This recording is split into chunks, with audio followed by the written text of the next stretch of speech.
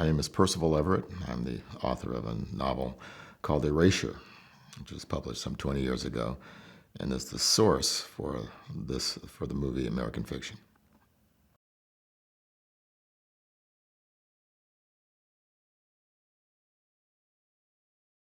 The novel is about the impediments to making art that our culture puts in front of us.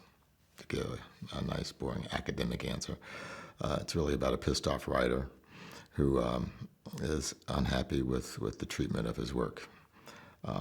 The character is alarmingly similar to me, but it is not me, thank goodness. And he has met with some, I guess we call it, career pitfalls. His novels haven't sold particularly well. He has some trouble getting published. And it seems that the problem always comes back to the fact that his work is a little too academic and not stereotypically enough black.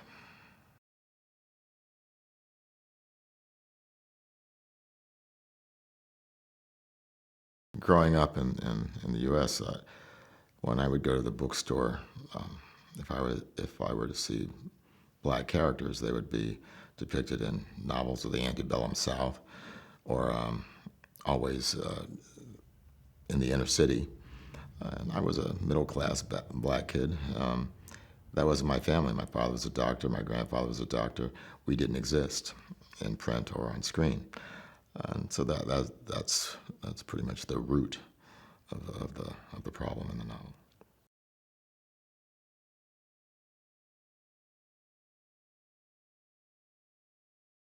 He's quite comfortably self-assured. He's not cocky at all, but he exudes an air of confidence. And you believe in him right away. And this is kind of remarkable. You read this novel in 2020, and here we are in 2023, and it's being released. I've never seen anything like this. So I'm impressed by him on a number of levels. He certainly understood the novel. More importantly, he understood the spirit of the novel. And it was clear to me talking to him that he understood what had to change in the novel to make it filmic.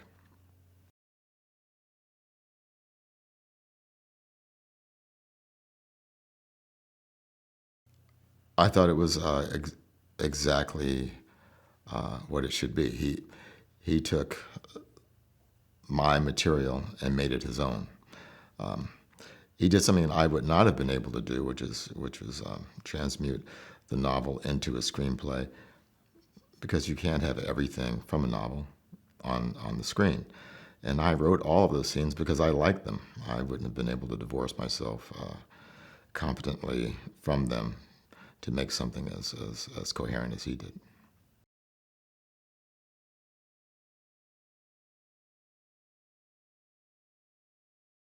The most basic story here is about that writer who can't fit in. He has familial problems with his brother, his mother, who is approaching dementia.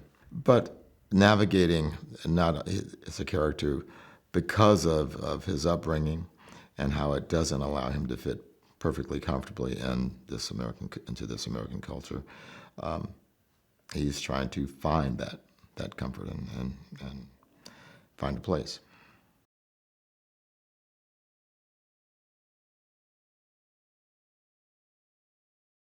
Well, the character's name is Thelonious Monk. Um, I'm sorry, his middle name is not Monk. His nickname is Monk because of his first name, Thelonious, last name Ellison. A rather obvious tribute to both Ralph Ellison and Thelonious Monk. He's played by Jeffrey Wright. And as soon as Cord told me that Jeffrey was the person he had in mind, I couldn't think of anyone else who could play this character. So this worked out, well, beautifully.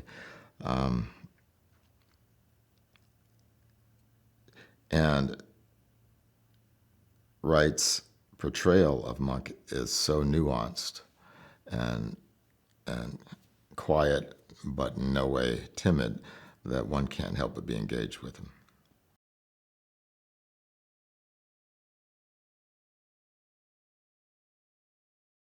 There's a closeness that Tracee Ellis Ross and Jeffrey Wright share on screen that's kind of remarkable and I think unusual. And what you get to hear is a conversation between black siblings that we really haven't seen in film. Intellectual and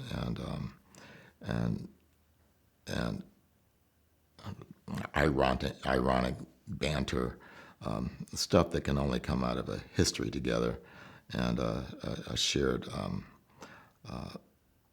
style of living.